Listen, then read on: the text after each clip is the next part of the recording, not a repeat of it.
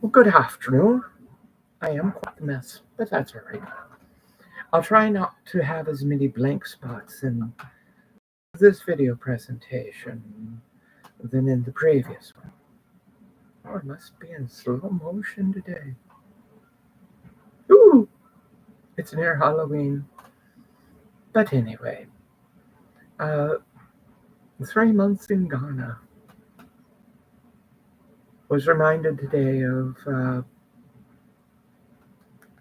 long stay on a subservice with Ghana Air when I was a flight attendant. I used to like bidding subcontracts. One was with Lufthansa, Air France, Iceland Air. Quite a few different airlines that when their airplanes would need to go in for a C check or a D check, uh, they would hire a plane with crew from ATA. Um, Ghana Air was quite the experience. They were still working on understanding how to govern themselves um, after being given their freedom from England. Um, what prompted the memory was a very good male harem dancer clip that someone shared with me. Reminded me of we're at the Sheraton in Accra, Ghana, and they were having an Egyptian awareness week, 2 weeks, of which the dining room was sort of segregated for Islamic, Arabic persons and Europeans. Well, I had my own fashion statements back then. One of them was my scrunch boots from Wild Pear at Washington Square Mall, my black MC Hammer pants,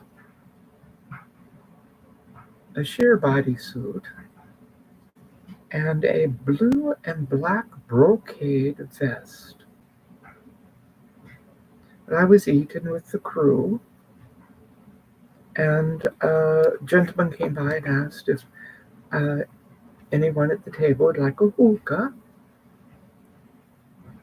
I knew it was tobacco, but everyone else at the table thought I was sitting there smoking hashish. Well, I wasn't. So the belly dancer was doing her routine on stage to drum up business for the Egyptian gentleman that was running the whole operation. Well, she came over and was trying to get persons from the crew to get up on stage. Well, Mama has had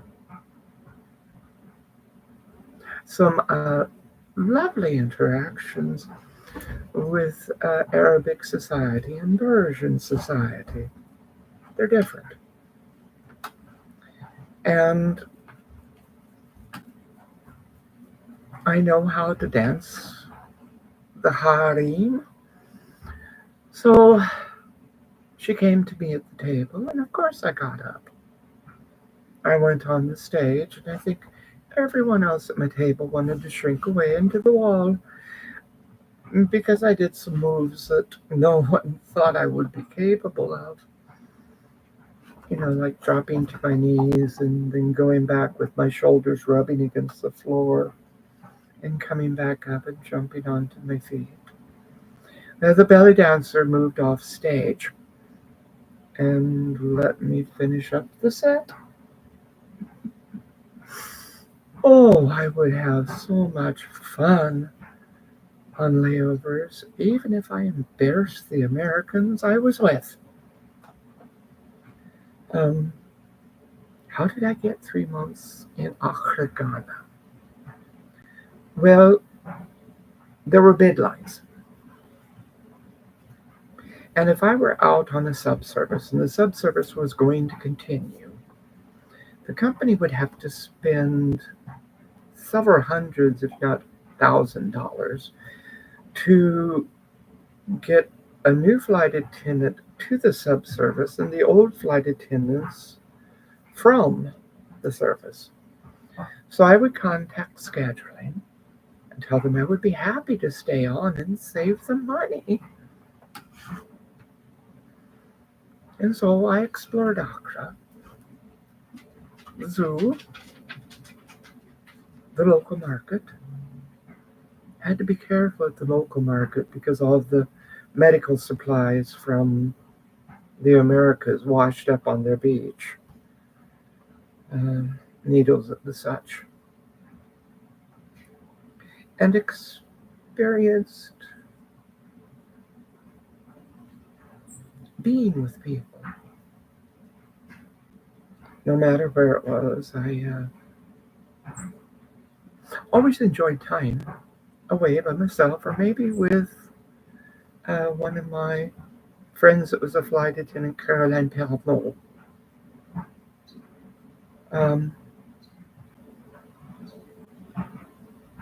But let me take and expand this out a bit.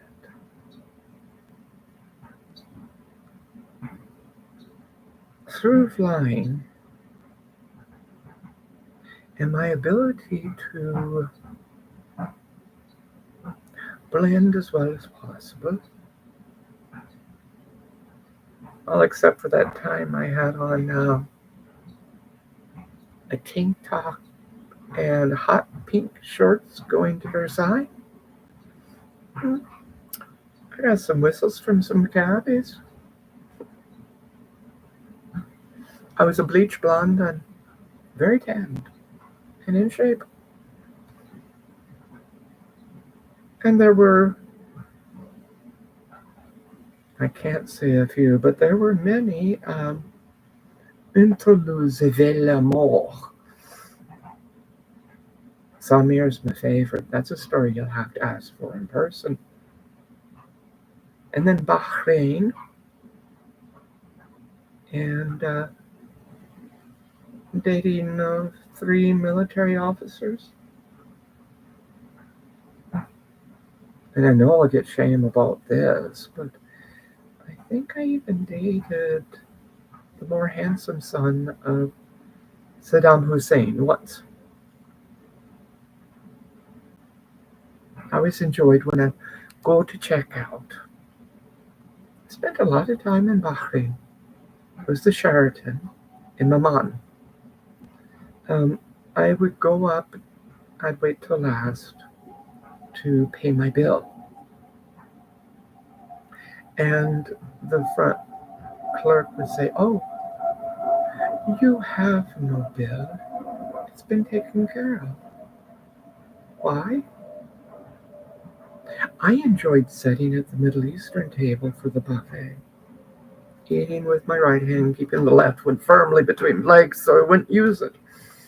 Well, you could put a napkin in it. Learning a little bit of Arabic, going to the Turkish steam bath, getting a massage. The young gentleman that was on a servitude contract from India was the masseuse at the Sheraton. And like always, people tumble out their stories. He was trying to raise dowry for 3 sisters and was on a 7-year contract without a good earning. Sort of like slavery. So I always made certain that he received a goodly tip. Then after the massage, I would go into the Turkish bath. the men that were in there with giggles and smiles would say salam alaikum, and I would say walaikum salam, and steam and go from the cold water to the hot water, back to the cold water, then go take a quick shower because I was already covered with baby oil, and go lay in the sun. I think a certain gentleman from the Middle East would go to Maman Bahrain, and it was sort of like the Las Vegas of the Middle East. What happens in Maman stays in Maman. So many memories. Eric Goldstein in Würzburg, Germany. I used to have a book that I carried with me with different countries and different cities within all those countries.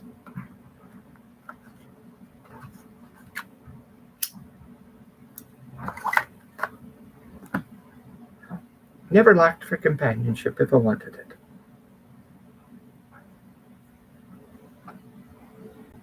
So many stories, kids. You'll have to hit me up for one-on-one sessions. But what I'm doing today is opening up. There's going to be an amount of time that you'll be able to ask questions, get answers, hear stories, but not all on here. Sister Estelle is tired, and heaven's calling. Over a decade ago,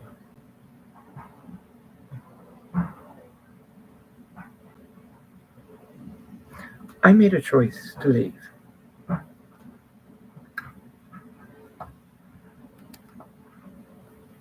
I remember laying there as the blood was draining out of me and feeling my body die from my feet on up.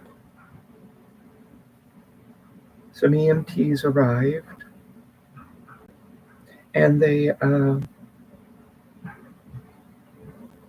took me to Wisher. Holy smoke going across. I'll move the ashtray. As an experiment, they brought me back to life. 3 days I was gone. Body was alive. And then, boop, I came back in.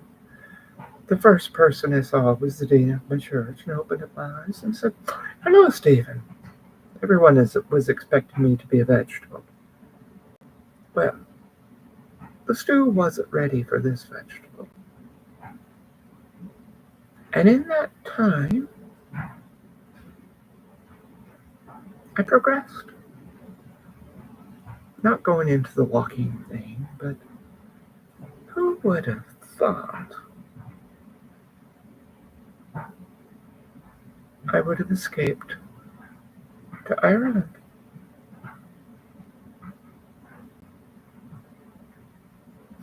I promised I wasn't going to go silent. I still laugh at the one letter from my solicitor that she abbreviated sister as ST period. So the postman came to my window with a perplexed look on his face. And he said, "I've got a letter for you." And he handed it to me with a strange look on his face.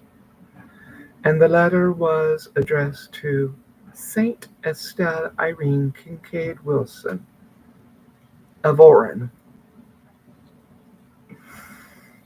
Well, I'll take the respect. And Oran's not a bad place. I enjoyed my time there. gave me the strength and the chutzpah to come back and face what I'm being faced with?